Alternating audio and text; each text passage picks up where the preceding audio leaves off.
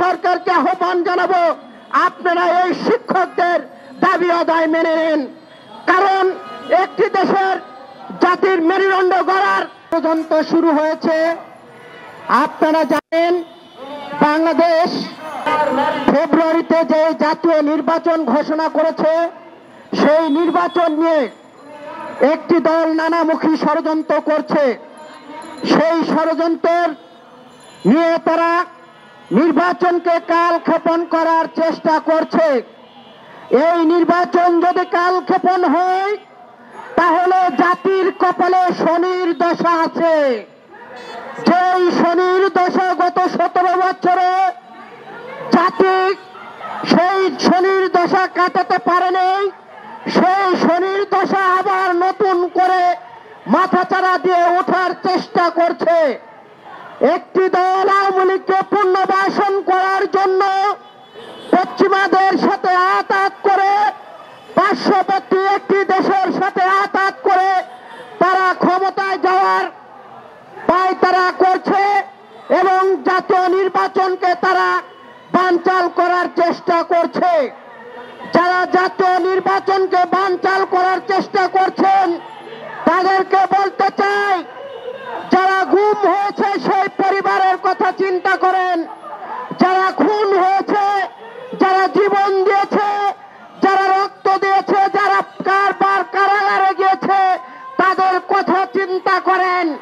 সবকিছু ভুলে যে ক্ষমতার মোহে দেশি বিদেশি ষড়যন্ত্র করে বাংলাদেশের মানুষকে আবার নতুন করে বিপদে ফেলানো যাবে না।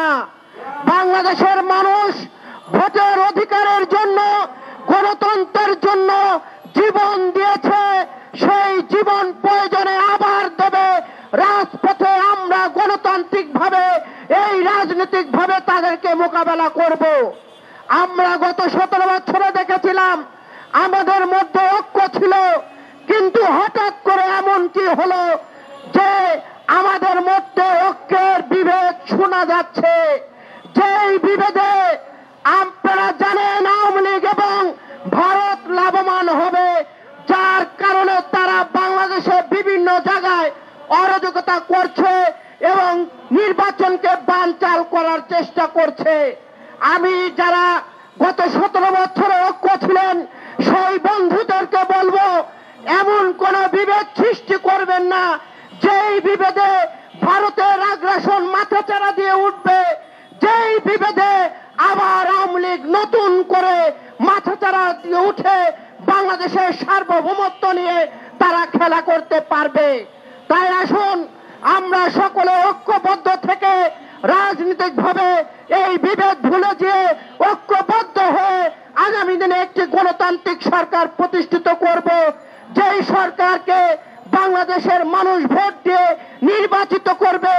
আপনাদেরকেও যদি করে, তাহলে আপনাদেরকে আমরা লাল গোলাপের শুভেচ্ছা জানাবো।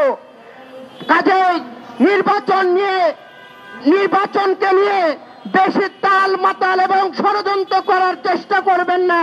যদি করে থাকেন, তাহলে গত 17 বছরে শেখ হাসিনাকে আমরা যেমন রুখে দিয়েছি, আপনাদেরকেও আমরা রাজনৈতিক ভাবে রুখে দেব। আমার ডান পাশে স্বতন্ত্র ইফতেদি মাদ্রাসার শিক্ষকরা আজ কয়েকদিন যাবৎ এখানে ধর্মঘট করছে। আমি সরকারকে আহ্বান জানাবো, আপনারা এই শিক্ষকদের দাবি আদায় মেনে নেন। কারণ একটি দেশের জাতির মেরুদণ্ড গড়ার কারিগর হলো শিক্ষক। সেই শিক্ষকরা যখন রাজপথে তাদের দাবি আদায়ের জন্য, বেতনের জন্য রাজপথে ধর্মঘট করে, তাহলে আমাদের অন্তর কান্দে। কারণ এই শিক্ষকরাই হলো জাতি গড়ার কারিগর। কাজে এই শিক্ষকরা কখনো রাজপথে দাবি আদায় করতে বসে থাকতে পারে না।